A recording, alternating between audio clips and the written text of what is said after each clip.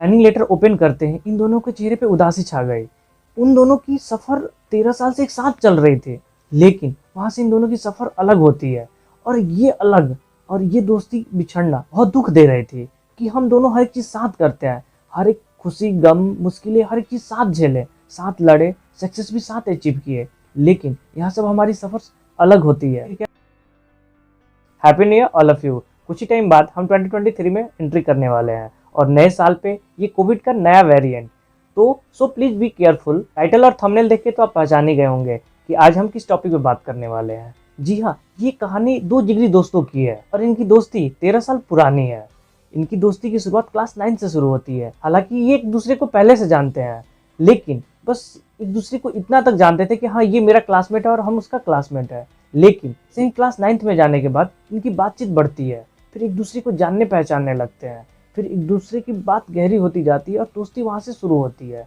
फिर उसके बाद क्लास 10th और 12th साथ में करते हैं और दोस्ती इतनी गहरी हो जाती है कि ड्रेस का सेम सेम मैचिंग होने लगता है। फिर उसके बाद इन्होंने ग्रेजुएशन साथ में एडमिशन लिया, साथ ही साथ कंपटीशन लेवल की तैयारी करना भी शुरू कर दिया। फिर कंपटीशन की तैयारी के लिए इन दोनों ने एक कोचिंग ज्वाइन की, वहीं पे हमारी मुलाकात इनसे होती है। हमें भी इनकी दोस्ती देखकर बहुत ही अच्छा लगता है। फिर हमारी भी बातचीत शुरू होती है और हमारी भी दोस्ती वहाँ से शुरू हो जाती है। लगभग हम तीनों ने साथ में कंपटीशन लगभग 6 मंथ तक एक साथ तैयारी की है। फिर हमारी लाइन वहाँ से अलग हो गई और ये अपना लाइन कंपटीशन का ही चुने और वहाँ से वो आगे बढ़ते गए और साथ में ही बहुत सारे फॉर्म इन्होंने अप्लाई किए। भगवान की कृपा ये रही कि इन लोगों का एग्जाम डेट भी सेम और प्लेस भी सेम ही रहा और बहुत सारे एग्जाम इन्होंने क्रैक भी किए, लेकिन कुछ कारणवश इन्होंने ज्वाइनिंग नहीं हो पाई। इन्होंने हार नहीं मानी, फॉर्म अप्लाई करते गए, एग्जाम देते गए, ऐसे सिलसिला चलता गया। एक दिन इन्होंने एसएससी जीडी का एग्जाम दिया।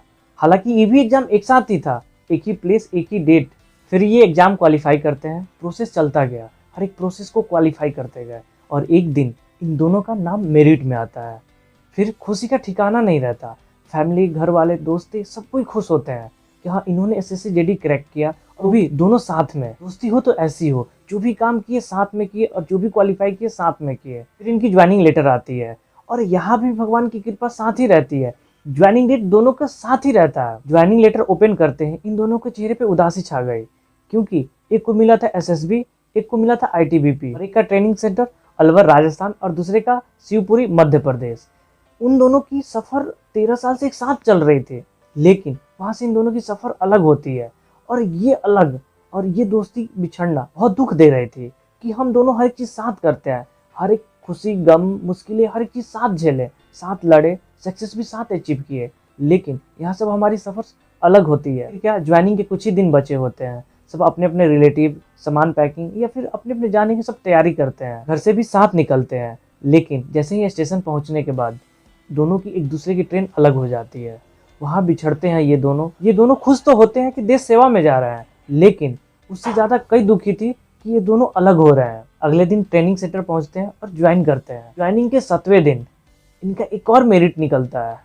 इन्होंने रेलवे का फॉर्म भरा था और इन दोनों का साथ में रेलवे में भी मेरिट साथ ही आती है। अब इन दोनों के पास 2 रास्ते होते हैं, या तो ये फौज की नौकरी करे या तो ये रेलवे की नौकरी करे। ये अभी भी कंफ्यूज है कि ये हम करे तो करे क्या। तो फ्रेंड्स, आप बताएं कि इन दोनों की कौन सी नौकरी करनी चाहिए, फौज की या रेलवे की।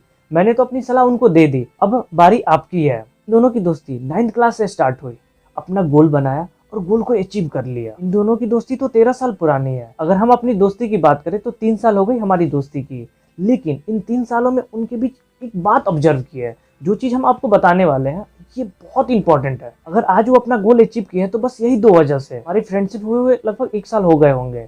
उसके बाद मेरा बर्थडे आता है 2 अगस्त। जैसे बर्थडे के दिन इन्होंने प्लान करते हैं कि हमारी जो बर्थडे की सेलिब्रेशन होगी वो दोपहर में हो जाती है, क्योंकि इन दोनों की स्टडी शाम को होती है। तो ये सोचते हैं कि शाम को हमें स्टडी करनी है, तो जो बर्थडे का सेलिब्रेशन है तो इन्हीं लोगों को करना होता था। और ये हम मतलब सस्पेंस रखते हैं, सरप्राइज, कि हमें बिना बताए हमें बर्थडे का सेलिब्रेशन जो है अरेंज करनी है। तो बिन बताए ये अरेंज दोपहर में कर देते हैं और सडनली मुझे कॉल करते हैं, कॉल करके बुलाते हैं। तो जैसे ही हम दोपहर में सेलिब्रेशन हो जाती है, बर्थडे मेरा है, तो हम सोचते हैं कि हमारी जो प्लानिंग है या फिर हमारी जो बर्थडे है तो हम भी छोटा सा एक पार्टी दें। तो मैंने अपने घर पे छोटा सा पार्टी रखा शाम के टाइम में, लेकिन इन लोगों को तो पता नहीं था कि शाम को हम अपनी तरफ से पार्टी देने वाले हैं। लेकिन इन्होंने जो दोपहर को सेलिब्रेट की थी पार्टी, इसलिए ताकि शाम को स्टडी कर पाए, और ये बात हमें नहीं पता थी। तो हमने शाम को एक छोटी सी पार्टी रख दिया। फिर मैंने जस्ट इन लोगों के पास कॉल किए कि हाँ साहिल तुम्हें मतलब पार्टी में आना है। जैसे कि इन लोगों का तो नाम ही बताना हम भूल गए। एक का नाम साहिल जो एसएसबी में है और एक का नाम विवेक जो आईटीबीपी में है। फिर वही कॉल की प्रोसेस होती है और हम इन दोनों के पास कॉल करते हैं कि तुम लोगों को घर आनी है, छोटी सी पार्टी रखें, बस थोड़ा सा खाना वगैरह है, फिर खाना पार्टी सेलिब्रेट करना, फिर निकल जाना लोग। तो ये डायरेक्टली हमको मना कर देता है। ये बोलता है कि पार्टी तो हम लोग दोपहर में इसीलिए रख ली ताकि हम लोग को शाम को स्टडी करने जाना, हम नहीं आ सकते हैं। जब ये डायरेक्टली बोला ना कि हम नहीं आ सकते हैं, तो फिर हमें ये बात बुरा लगा कि यार बर्थडे बॉय लड़का है, बर्थडे के बाद कौन टालता है? कोई टालता है? कोई नहीं टालता। तो अगर मना करना होता है तो बर्थडे बॉय को डायरेक्टली ये मना कर दिया, तो वो चीज़ उस दिन मुझे बहुत बुरा लगी कि हम बर्थडे बॉय हैं, फिर बर्थडे बॉय को डायरेक्टली मना कर दिया जा रहा। तो ये लोग नहीं आए, फिर भी हम थोड़ा बहुत पार्टी था वो सेलिब्रेट किए। अगले दिन मैंने सोचा कि नहीं यार, मना भी किया तो स्टडी के लिए किया, कोई बड़ी बात ना है, तो मैंने इस चीज़ को ध्यान नहीं दिया। लेकिन एक चीज़ मुझे ये बात फोकस आती है, उन्होंने अपना गोल बनाया कि हमें ये गोल अचीव कर लेना है, चाहे बीच में कितने भी कुछ भी आ जाए, हमें उस पर ध्यान नहीं देनी है, हमें अपने गोल पे फोकस करनी है। और आज यही कारण है ना कि यही गोल और यही मेहनत जो इस गोल को अचीव कर पाए हैं। क्योंकि अपना बेस्ट फ्रेंड की बर्थडे सेलिब्रेशन कौन छोड़ सकता है? कोई छोड़ता है? कोई नहीं छोड़ता। हालांकि आज तो दोस्तों की आज ये ट्रेंड चली है कि हर एक बर्थडे पार्टी में इन्वॉल्व होना, बर्थडे सेलिब्रेट करना, लेकिन इन्होंने अपनी बेस्ट फ्रेंड के बर्थडे पार्टी को छोड़ दिया, बोला कि नहीं हम नहीं आ सकते और ये पढ़ने चले गए। लेकिन आज ये बात हमें समझ में आती है कि ये जो फोकस थी ना, ये जो मेहनत थी, अपने गोल को अचीव करने के लिए थी, और आज यही मेहनत रंग लाई है। तो आपको भी अगर आप अपना गोल बनाते हैं कि हमें उस गोल को अचीव कर लेना है, तो ये सब पार्टी, बर्थडे, ये सब घूमना फिरना की फिजूल की बातें छोड़ दीजिए। लाइफ में बहुत सारे डिस्ट्रैक्शंस आएंगे कि हमें उस चीज़ को, बहुत सारी रुकावटें आएंगी कि हम उस चीज़ को नहीं फेस कर पाए या उस चीज़ में उलझ जाए और अपनी स्टडी से भटक जाए। लेकिन हमें अपने स्टडी से नहीं भटकना है, हमें अपने गोल को अचीव करना है। क्यों? क्योंकि हमारा फोकस अपने बिल्कुल गोल पे होना चाहिए कि हमें उस गोल को अचीव करना है। फिर उसके बाद आज देखिए 19 साल का वो दोनों लड़का, और वो दोनों लड़का अपनी फौज की जब नौकरी मिल गई ना, आपको पता है ना जब शरीर पे वर्दी चढ़ती है तो फिर क्या फीलिंग आती है। और वो भी जब 19 साल का लड़का जिसका भी दाढ़ी सही से नहीं आया होता, मूछें सही से नहीं उगी होती है, और वो लड़का ये अचीव कर लेता है। जब हम सही से बड़े नहीं हुए होते हैं, उस टाइम हमें हमारी गोल अचीव हो जाती है ना, तो उसकी फीलिंग ही कुछ अलग होती है।